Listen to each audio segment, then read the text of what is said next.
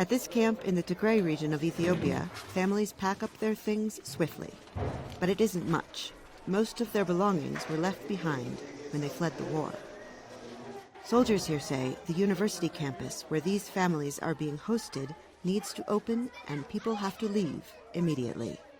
Vehicles that locals call bajajes line up to transport people and goods at cheap prices as another camp is set up across town.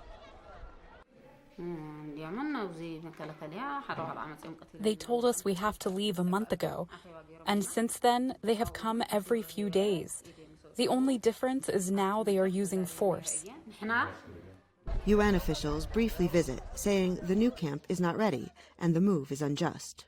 But they quickly concede to local forces and tell people to follow the soldiers' orders. Worldwide, an estimated more than 80 million people are displaced from their homes, forced to flee war or persecution. Nearly 60% remain in their home countries, sometimes forced to flee the same conflict over and over again. In Tigray, many displaced families were split up in the chaos, with about 2 million people fleeing within Ethiopia and more than 60,000 people crossing the border to take refuge in Sudan. So many people fled to Sudan, but I was pregnant and couldn't get that far.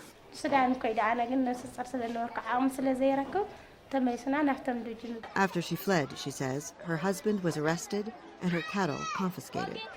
She says she cannot imagine raising 4 children in the camp, but she also does not think it will ever be safe to go home. The war in Tigray began last November when the Tigray People's Liberation Front attacked northern federal bases and the Ethiopian National Defense Force swept through the region. Eritrean forces are fighting with the federal government, and both sides also have associated militias. Civilians in Tigray have reported widespread looting, beatings, mass killings, and rapes.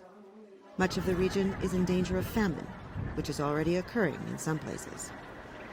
And on top of these horrors, the economy has been crushed.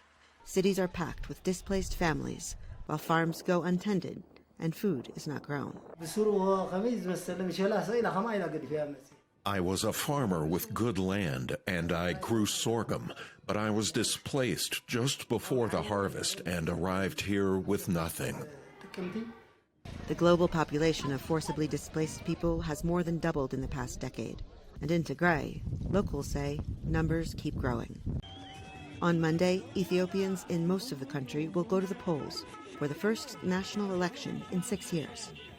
But in Tigray, there will be no voting, only praying for relief after nearly 8 months of war. Heather Murdock, VOA News, Shire, Ethiopia.